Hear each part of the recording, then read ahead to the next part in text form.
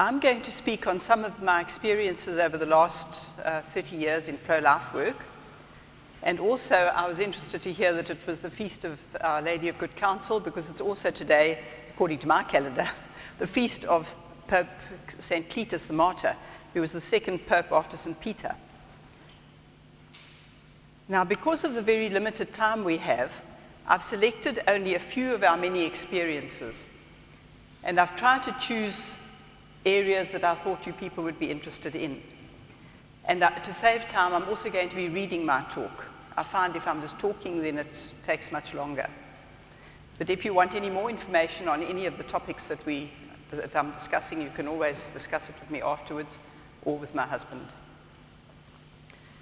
Now, I was a Methodist, and I became a Catholic at the age of 18 after I'd met Claude, who was then a second-year medical student. Claude was a cradle Catholic, and it was his Catholic faith, together with the grace of God, that caused my conversion. We've been married for 46 years, something that's almost unheard of in the modern world, and we've spent 38 of these years in pro-life work. For 25 years, Claude was the national president of Pro-Life South Africa. It was the first, and for many years, the only pro-life group in South Africa. Also, from 1982, he represented Human Life International in sub-Saharan Africa. I started myself a group called Victims of Choice to help women who'd had abortions. Claude received a Catholic education while I attended state schools, and on leaving school, Claude studied medicine and I did radiography. And once we got out into the world, we were in a completely secular environment. Bishop Boyle of Johannesburg was very concerned about his Catholic students and did his best to protect them. So he arranged for a Father MacIver to educate them in medical morality. And now, with all the recent developments in medicine, such as cloning, test tube babies, embryo transplantation, fetal experimentation, organ culture, harvesting and transplantation, stem cell research, euthanasia, sex selection, abortion, birth and population control, eugenics, genetic engineering, and now the creation of human-animal chimeras, these are matters that are preeminent among moral problems today. Many years later, we discovered that this Father MacIver, that was giving them their medical ethics talks, had studied at the Angelicum in Rome, and one of his classmates was the future Pope John Paul II. So he obviously had had a very good influence from there. Because for almost 20 years before the legislation of abortion in the UK and the USA, and the wholesale slaughter of the unborn by the medical profession, and before the precipitous rush of other religions into the arms of the culture of death, Father MacIver prepared his medical students for the coming battle. He nourished them with moral theology, he strengthened their faith, and ignited an interest in Catholic medical ethics. And little did we realize then that his teaching was the most important thing that they would ever learn. Bishop Boyle also founded a guild of Catholic doctors. Sadly, despite his very best efforts, the guild slowly declined and eventually died, mainly because of the surrender of Catholics to materialism and modernism. Relativism and situational ethics quickly destroyed moral absolutes. The growth of the permissive society and its sexual revolution and insatiable demand for contraceptives was the key factor. The final end of the guild came after Humanae Vitae. Because of the widespread contradiction of this encyclical from within the Church, that resulted in papal authority and Catholic beliefs being questioned and denied. Naturally, there were then, just as there still are now, large pockets of Catholic orthodoxy, and ultimately there is the magisterium and the supremacy of the Vicar of Christ. The Catholic response to the culture of death. It is a magnificent fact that the first, most resolute, and enduring opposition to what Pope John Paul II called the culture of death has come from Catholics, who have had 2 millennium of nourishment of Catholic and papal teaching particularly by the Magnificent Three, encyclicals once described by Father Paul Marx as the three best-kept secrets in the Catholic Church. These are Casti Connubii by Pope Pius XI in 1930, Humane Vitae by Pope Paul VI in 1968, and Evangelium Vitae by Pope John Paul II in 1995. Casti Connubii and Humane Vitae are sure guides to marriage and procreation, and Evangelium Vitae is a virtually complete moral guide to the modern world. For many years, Catholics stood virtually alone against the culture of death, but increasingly non-Catholics have joined them in opposing abortion, and more recently in rejecting contraception, with many of these, such as myself, becoming Catholics because of the wisdom and beauty that we found in the teaching of the Church on these and other moral issues. Apathy about abortion. About the slaughter of unborn children in the United Kingdom, which each year results in 200,000 being aborted by medical practitioners, there has been a deathly silence from the pulpits, only occasionally disturbed by a bishop or a priest. In Evangelium Vitae, we find the following, which I quote: "For us, being at the service of life is not a boast, but rather a duty. Everyone has an obligation to be at the service of life. It also involves making clear all consequences of this gospel. These can be summed up as follows. Human life, as a gift from God, is sacred and inviolable. For this reason, procured abortion and euthanasia are absolutely unacceptable. Not only must human life not be taken, but it must be protected with loving concern." Unquote. During the 7 years that we've been in the UK, about 1.5 million unborn children have been killed by abortion. But on fewer than 5 occasions have we heard a prayer for the unborn or any mention of abortion from the pulpit, and we've never heard a prayer for women who have had or who are contemplating abortion. And as Mother Teresa said, abortion kills twice. It kills the body of the baby, and it kills the conscience of the mother. Every year, a memorial service in honor of the war dead, held around the cenotaph in London, is presided over by the Queen. Yet, as head of state, she signed the 1967 Abortion Act, thus unleashing in the English-speaking world the merciless war on the unborn. David Steele, leader of the Liberal Party, was the chief architect of this law. Subsequently, he became Lord Steele of Akewood, represented the Queen on the Synod of the Church of Scotland, and became rector of Edinburgh University. Britain's abortion law became the blueprint for identical laws in many other countries and undoubtedly influenced the American legislation of abortion in 1973. London is now the abortion capital of the world. It also houses IPPF, the International Planned Parenthood Federation, who are the prime conductor of the culture of death. IPPF promotes and funds abortions everywhere, and of course it financially profits from its globally disseminated depravity. The media, while ruthlessly censoring all evidence of the savagery of abortion, constantly dwells on the horror of the Nazi Holocaust. In that Holocaust, 6 million were exterminated. The Second World War caused 60 million deaths.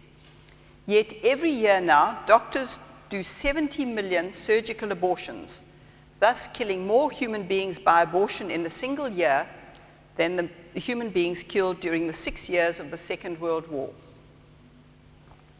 Hard words, and who can hear them? This hideous toll does not take into account those innumerable very young human beings in the early embryonic stages of development who are killed by the use of abortifacient drugs and devices. Telling the truth about abortifacient birth control and surgical abortions is generally met by silence and even by hostility and threats. a truth so bitterly unpalatable to the modern world, which simply cannot function without contraception backed up by abortion. Since the introduction of abortion into the UK, about 7 million children have been killed. The toll in America is around 30 million. On average, every second woman in the UK has had a surgical abortion, and 1 in 4 pregnancies is terminated in this way. Yet, even these torrents of innocent blood are insufficient to satisfy the human devotees of the culture of death, or to minimally appease the demons whom they serve. There are now moves afoot in the UK to increase abortion by permitting doctors to do them in their consulting rooms, and in my homeland, South Africa, to train nursing assistants to do likewise, and to force doctors to perform abortions against their consciences. Catholics tolerating abortion. I constantly ask myself what it will take to shatter the Catholic complacency about this Holocaust. When will we act to try and help the unborn and to stop the depraved society that surrounds us? Why do we tolerate this despicable culture sustained by child sacrifice? Chesterton once said, "Tolerance is the virtue of the man without convictions." Corruption of the medical profession. On July 2000, Scotland's Cardinal Winning said, "No profession has been more deeply corrupted by the culture of death than the medical profession over the past century, and nothing has more deeply corrupted it than the practice of abortion and the attendant attitude that human life, which is weak and vulnerable, is disposable." Castica Nubi, Humani Vitae, and Evangelium Vitae. On the 31st of December 1930, Pope Pius XI published Castica Nubi in response to the Church of England's approval for contraception earlier that year. This encyclical has been largely ignored, particularly by dissidents, who similarly disregard other Catholic teaching on contraception, stretching back for over 2,000 years. In the 40 years since Humani Vitae's publication, there has been within the Church a bubbling cauldron of opposition and dissent. Attacks on it have been and still continue to be made by Catholic theologians and intellectuals. It is essential to note that most methods of birth control do not work only in preventing conception. For instance, the hormonal methods work in 3 ways. First, they inhibit ovulation. Here they act as partial temporary sterilizing agents. Secondly, they impede the progress of the sperm towards the ovum, and here they act as barrier contraceptives. Thirdly, they change the lining of the womb, making it unreceptive for implantation. And here they act by causing early abortions.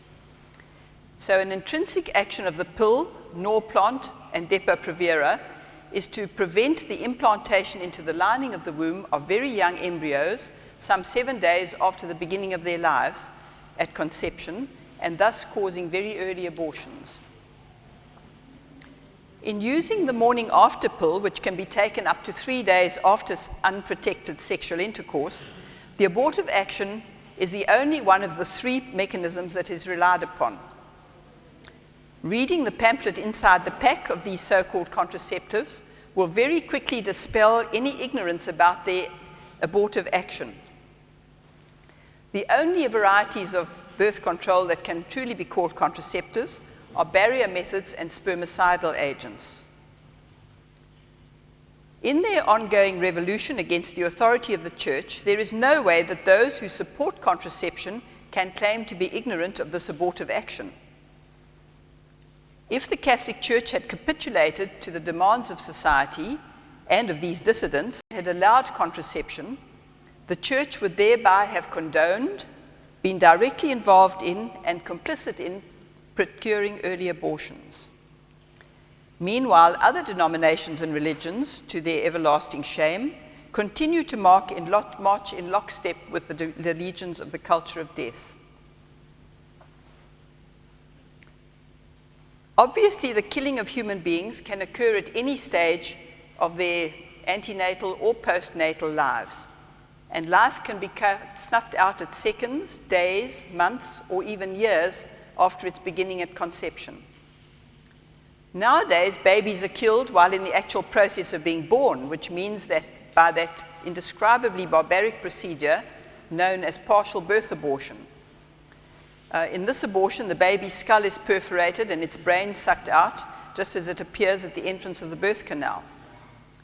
Nowadays, it is acceptable to plan your family by killing some of your babies. Nazi evil versus the compassion of abortion.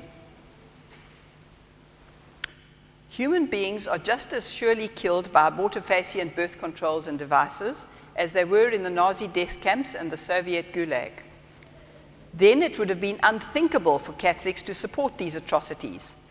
So why do Catholics now tolerate surgical abortions, birth control drugs and devices that kill very young human beings? As an indicator of how deeply entrenched in the culture of death has become to Catholics, it now appears that the use of contraception and abortion by Catholic women in America is similar to that of non-Catholics. Guilty as charged.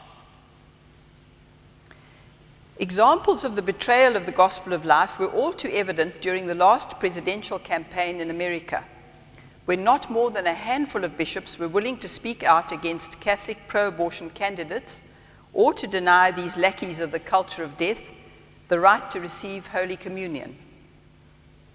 The silence from most Catholic leaders concerning the evils of abortion, birth control, and abortifacient actions of the pill, injection, loop, implant, and morning after pill is simply intolerable silence about crimes that cry out to heaven for vengeance. Propagating the culture of death. During our pro-life travels, we have found opposition to Humanae Vitae in reading rooms of Catholic schools and seminaries. We have seen notorious pro-abortionists invited to speak on matters of social justice and human rights from pulpits of Catholic cathedrals. Once a month, Holy Mass was said by our chaplain for Pro-Life South Africa. This Mass was celebrated in the chapel of one of our big Catholic hospitals. But after Claude visited the Mother Superior, who was a medical doctor herself, and complained about the hospital giving facilities to an active and extreme pro-abortionist, we were told that we could no longer use the chapel. However, the nuns did not ask the abortionist to leave. Some Catholic universities have bestowed honors on outspoken agents of the culture of death. Other Catholic universities have allowed high-profile abortionists to speak on their campuses while arresting pro-life protesters. One of these was Mr. Joe Scheidler, who was arrested at the Jesuit Loyola Strich University in Chicago while objecting to this treachery. For many years, Joe, along with Father Paul Marks, were the most feared adversaries of Planned Parenthood. So effective was Joe that now the National Organization of Women sued him for more than $20 million, invoking the RICO Racketeering Act against him. Fortunately, after a legal battle lasting 17 years, Now's case finally failed. Had Now been successful, then all pro-lifers praying, kneeling, or standing outside abortories would have been arrested, charged as racketeers, and sued by the abortion industry. Bravely proceeding against loyal Catholics. Father Paul Marks, the great pro-life missionary who for so many years inspired, supported, funded, and unified the pro-life movement around the world, when being introduced to His Holiness Pope John Paul II, had the singular honor of hearing the Pope say to him, "Father Marks, you are doing the most important work on earth." Father Marks was forced to leave St. John's Abbey in Minnesota, then the biggest Benedictine abbey in the world, because of his defense for Humanae Vitae against his fellow monks, amongst whom were several of his own blood brothers. Betraying the Lord of Life. Often Catholics asking their confessors about contraception are told to follow their conscience, predominantly without attempting to form or inform these consciences, especially in not telling them about the abortifacient action of contraceptives or suggesting natural fertility regulation. We have heard priests ridicule natural fertility regulation as Vatican roulette and deride Pope Paul VI's Humanae Vitae as Paul's epistle to the Fallopians. We heard a university chaplain advise from his pulpit that Catholics should follow their own consciences on contraception. Afterwards, Claude drew his attention to the abortive action and the priest's failure to mention this, and reminded him that Pope John Paul II had very strongly endorsed Humanae Vitae. This provoked such fury that in a scarcely human voice, the priest decreed that the Pope is nothing but a Polish peasant. Such denial of Catholic authority is rank betrayal of the right to life and denial of the authority of Christ's vicar on earth.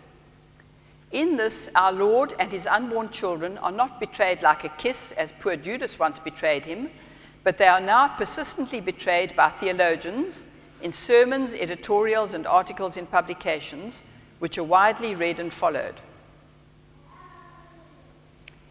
Weaving seamless garments into white flags of surrender.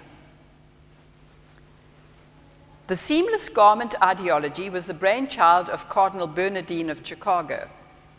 And this has given rise to the idea that abortion is only one of a large number of issues that Catholics need to be concerned about. In this approach, they lose sight of the fact that without the right to life, all other rights are totally meaningless, and that every other human right absolutely depends on this most basic right. You can't have human rights if you're not alive.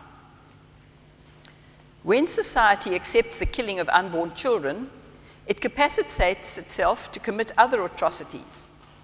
Where perfectly healthy unborn children are murdered by abortion and even accepted as a means of family planning or correcting contraceptive failures, then such a society begins to see the killing of handicapped unborn children as a positive good. And when inconvenient, surplus, unwanted, or handicapped children can be eradicated before birth, why is it wrong to kill them after birth? Dostoevsky said, "If God is not, then nothing is impermissible." Nowadays, newborn handicapped children who have escaped abortion are then liable to be starved to death and put to death by death and starvation. And nowadays, handicapped newborn children who have escaped abortion are then liable to death by starvation, thirst, and neglect in the neonatal units of modern hospitals.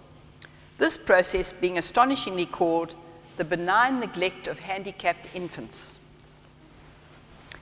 It should then come as no surprise that handicapped older and more senile people are likewise killed by identical forms of neglect in that barbaric procedure known as passive euthanasia. This savage practice is euphemistically known as death with dignity and is openly advocated and practiced. Nowadays, the only legal executions acceptable to a modern society are those involving the killing of innocent unborn children by abortion and the killing of handicapped newborns and adults by euthanasia. Our Lord warns us, "Whatever you do to the least of my brethren, you do to me." The worldwide agents of the culture of death, such as IPPF and Maury Stopes, actually believe that crime, unemployment, poverty, hunger, global warming, the disappearance of rainforests, the melting of polar ice caps, and a whole Pandora's box of other problems besides, are most readily prevented and remedied by eradicating unborn children. Like the Nazis, the final solution for them is to be found in mass murder. And these malignant organizations are supported by governments, by the World Bank, the International Monetary Fund, United Nations, the World Health Organization, the United Nations Women's Organization, and UNICEF. Et tu, Brute, also you, Brutus. During the 35 years that we have opposed the culture of death, we often endured surprising attacks, not just from the enemies of life, for coming from them we took it as a grace and an honor that they should insult us, speak ill of us, and say all manner of things about us. But also from our fellow Catholics, who should, in every sense of the word, been our closest allies and friends in the struggle. Sometimes these personal attacks came from priests, religious, and on some more memorable occasions, even from bishops. One memorable attack from within the church came in 1994, prior to the first democratic elections, when we informed South Africans of the abortion policies of the various political parties that were gearing up for the elections. We reminded them that Mr. Mandela and his African National Congress, the ANC, were radically pro-abortion and intended to further legalize and extend abortion when they came to power. This resulted in a letter from the South African Bishops' Conference accusing us of racism. All of this simply because we had reminded South Africans of the pledge, published in the ANC's election manifesto, to normalize abortion when they came to power. In fact, their Minister of Health was very proud that that was the only promise that they kept from that manifesto that they had. They couldn't supply housing or education for everybody and rid poverty, but they managed to bring in abortion. Clearly, for those Catholics who attacked us for reminding them of the plans for abortion, their adulation of Mr. Mandela was so enormous that they just simply could not tolerate the politically incorrect idea that he could plan to kill unborn children. Rigged, astonishingly biased abortion hearing committees were staged prior to the enactment of the Choice on Termination of Pregnancy Act.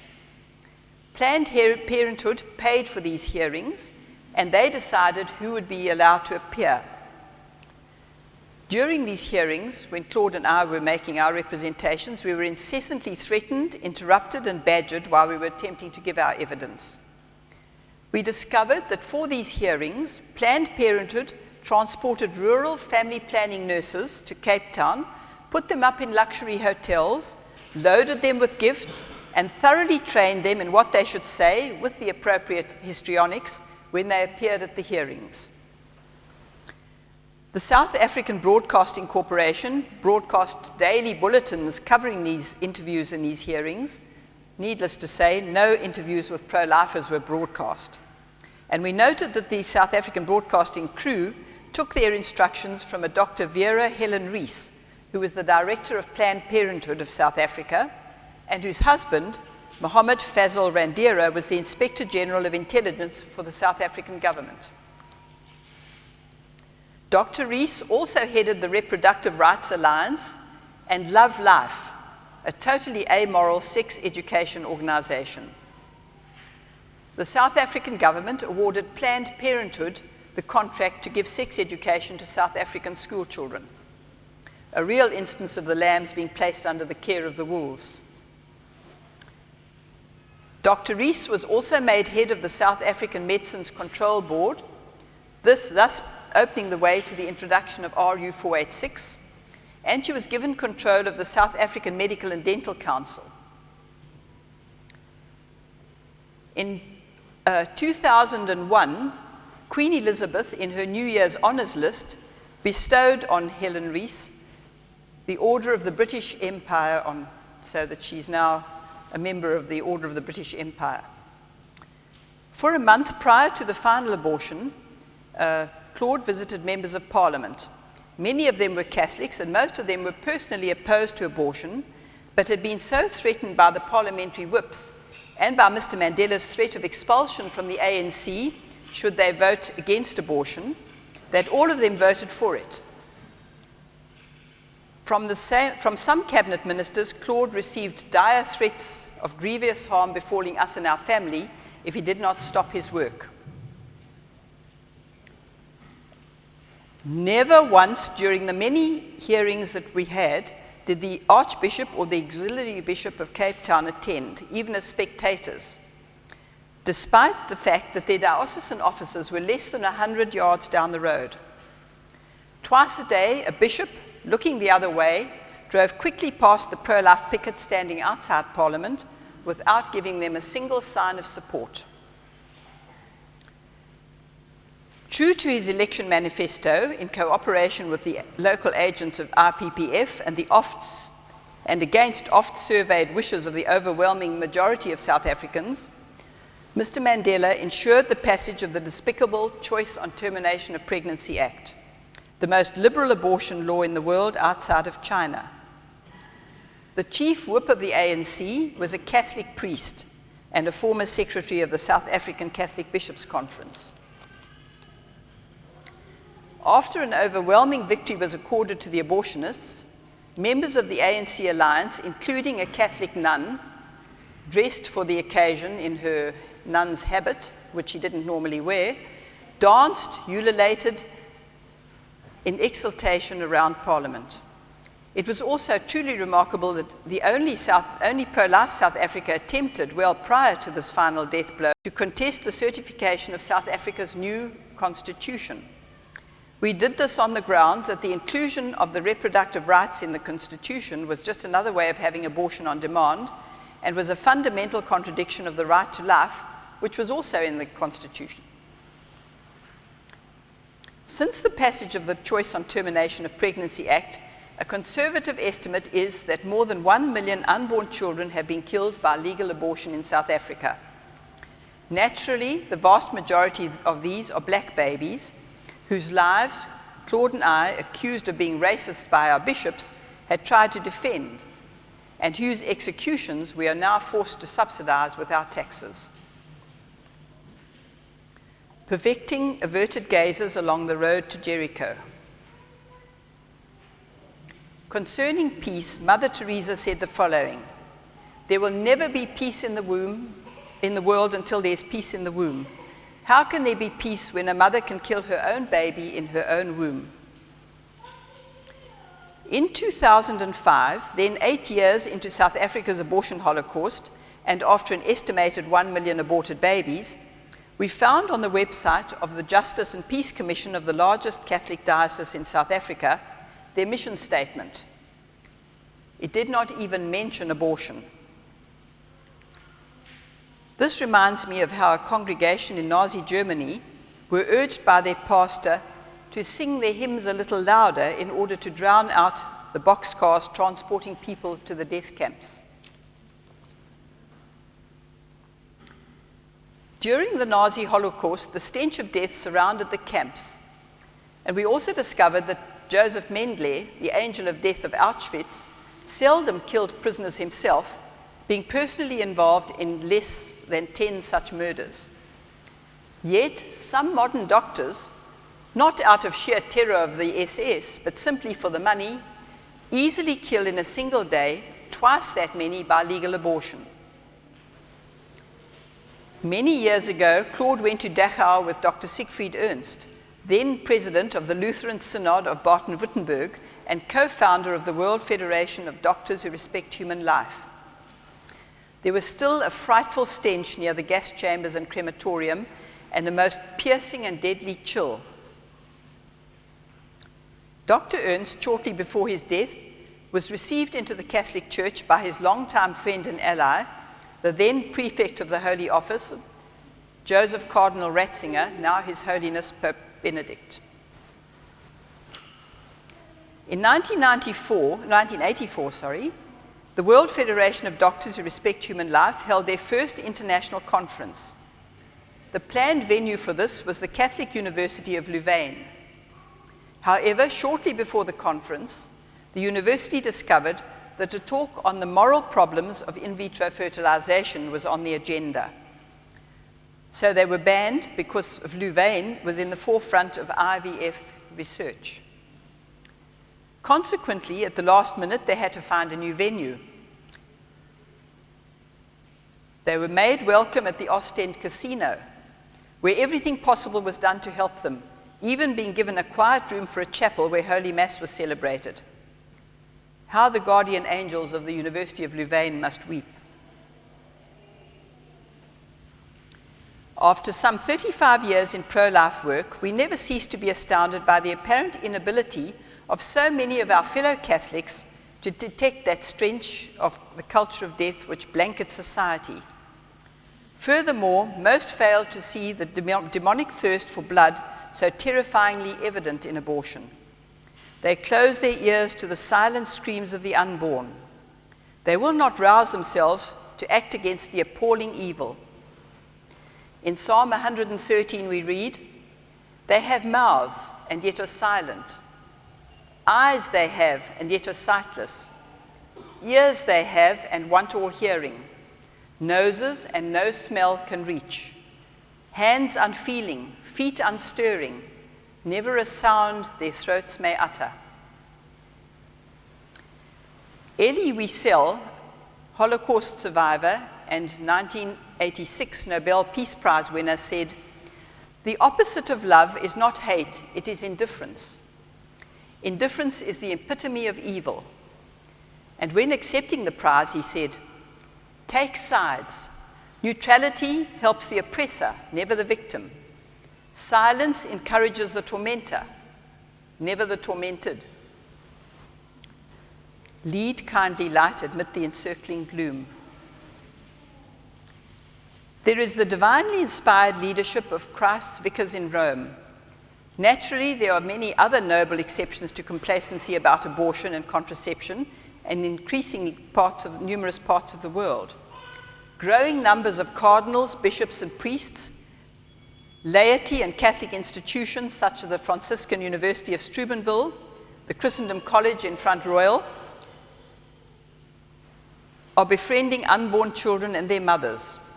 The most superb example of Catholic evangelization and the support of the gospel of the life is to be found in the astonishing work of EWTN, the Eternal Word television network, of which you heard earlier, which broadcasts the most superb Catholic television and is totally free.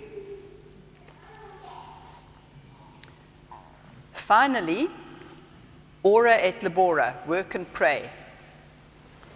In my heart, I know how different things could be if more Catholics had acted with determination against the culture of death.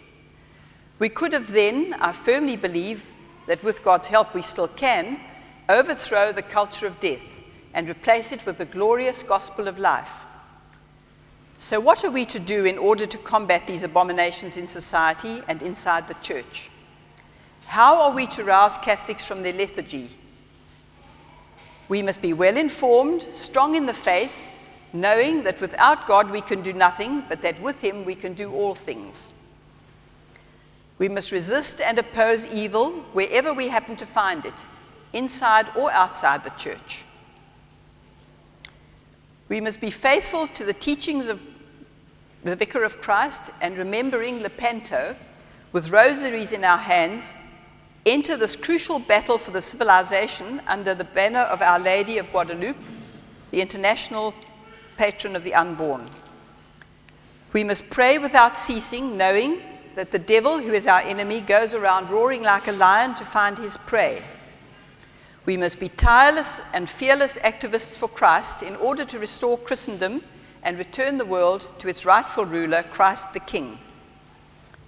Our Lord said, "Be not afraid," and we must remember his terrifying warning that the lukewarm shall be vomited from my mouth. We are assured of God's great blessing in defending life. As Mother Teresa of Calcutta said, God does not call us to be successful, he calls us to be faithful. We must follow the example of Saint Benedict and work as if everything depends on us, and pray knowing that everything depends on God, ever mindful of the prayers offered unceasingly directly before the very throne of God by the countless hosts of aborted children and their guardian angels. In 1936, as he lay dying, G.K. Chesterton said, "The issue is now clear. It is between light and darkness, and everyone must choose his side."